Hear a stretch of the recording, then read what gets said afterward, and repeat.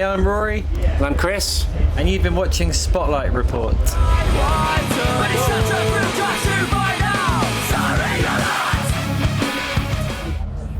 Hello, Rory. Hello, Chris. Hello. You are from Enter Shikari, who have about 90 minutes until your final performance of Knotfest Australia Week. Yeah. How has it been? It's been awesome. Really fun. Knotfest have been great for us. They've taken us. We've done Knotfest Mexico. Where else have we done? Knotfest Japan. Now Australia. So all the cool places. So yeah, we love it. And you also had so you did a triple double, which I don't actually understand what that means in basketball, but what I mean is 3 festivals, 3 sideshows. Yes. Yes. Yeah, and we got to go to some places we'd never played before. We did a show in Newcastle a couple of days back. Where else have we been? The Sunshine Coast. Yeah, I was going to say Maroochydore. Yeah, that's right. Yeah. I go for Sunshine Coast because I can't pronounce it. Yeah, that's incredibly fair. Yeah, so we've been coming to Australia for probably over 15 years now. Yeah. So it's great to be able to finally get out and do some other places because we've just normally been kind of not restricted, but just playing in the capital cities and major cities where the festivals take us really. So yeah, it's been a fun trip. Awesome.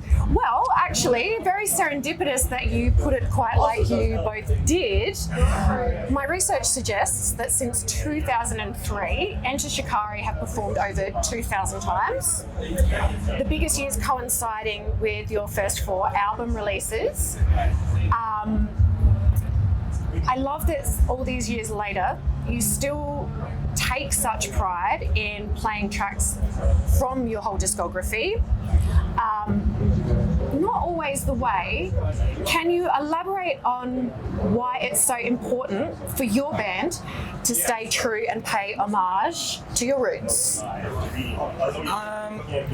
It's more about just giving the fans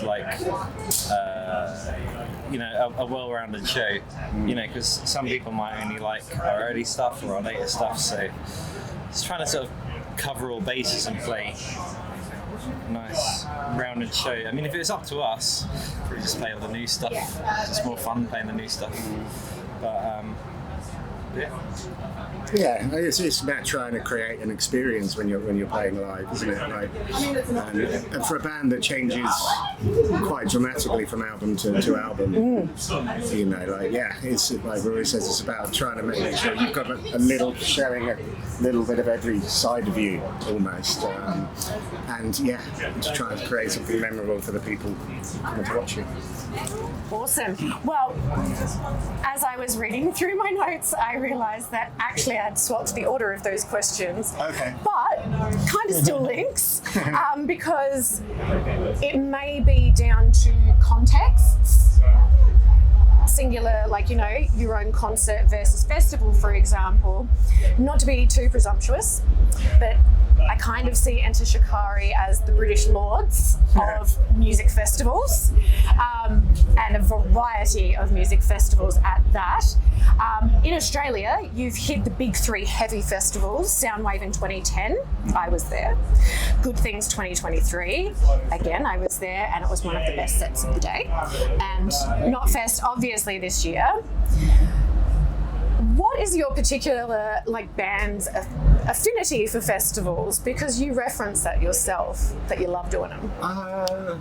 It's just a fun time of the year. It's every summer for us. It's just eternal summer. You see all the people you've met over the years. You get to be outside. We love playing outside. You'd hope. What's more fun than a music festival? Just got great bands all over the place, and it's just a fun environment to be. I always notice, whenever you're walking around a festival, it's just everyone feels united together. Certainly, in England as well, it's when it's been raining and you're wading through all the mud.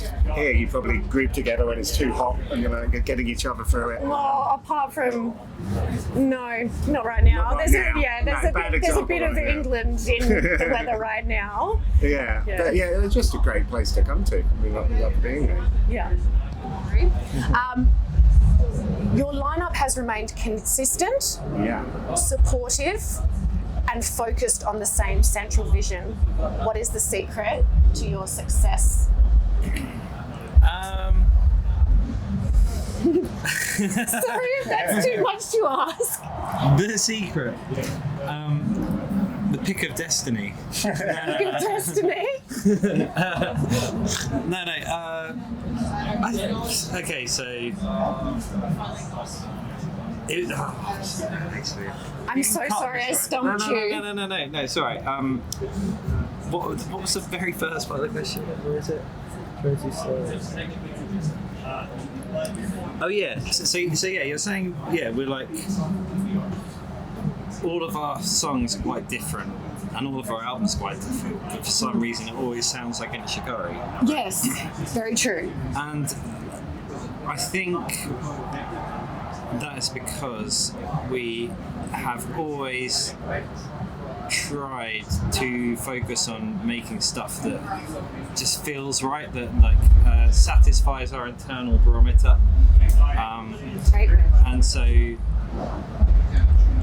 it doesn't really matter what genre it is, or what the tension level is, or how what instruments it is, or anything like that.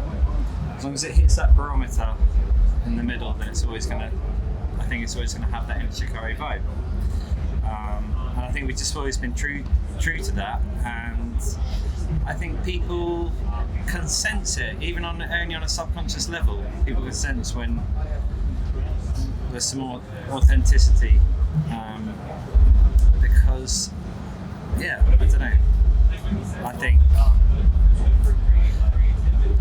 if you were like a marketing expert or something, and you went to market in Shikari, you looked at our career and like how we've presented ourselves and stuff, people have often likened us like the in-betweeners or something. We're not very good at like selling ourselves, but I think because we are good at making interesting music and unique music, it's really kept a strong core fan base.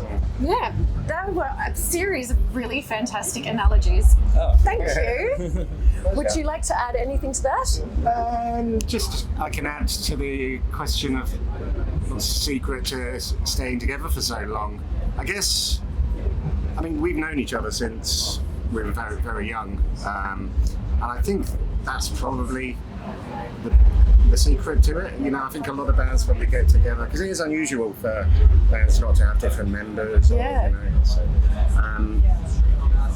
I think it just goes back to we knew each other before we were in this band, whereas a lot of bands probably get together in university and then they jump straight in a van, and so you realise actually you don't get along with these people. Like for us, it's like we're far more like family than anything else. The thought of not being in the band with these guys is never been. Crossed your mind? No, and I don't think they probably thought about kicking me out a few times. But I'm sure that's not the case at all. You can fluke it once, but you cannot manufacture genuine and authentic talent. So I think that was in like Billy Madison or something about baseball. Anyway, last but not least, and going back and forth, so this has not been my most organised effort, I apologise. To go back to 99, when Enter Shikari were known as Hybrid. yeah. Whilst the name obviously evolved eponymously in the mid-noughties, this meaning and feeling seems to have been carried through by the band with your music,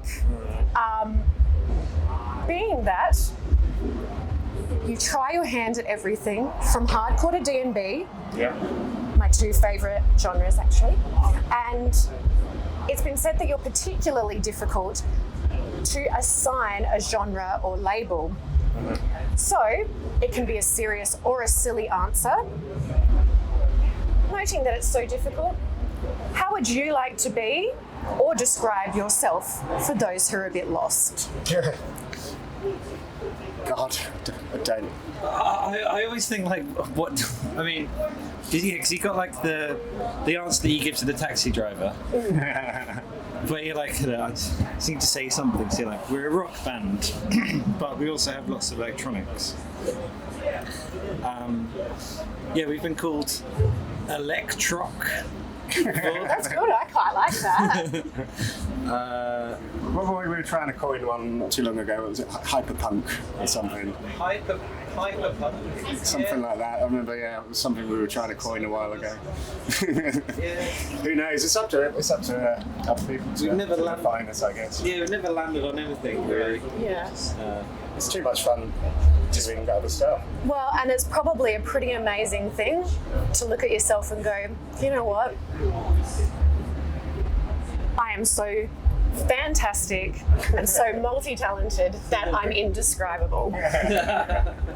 Thank you so much for having a chat with us today and taking the time.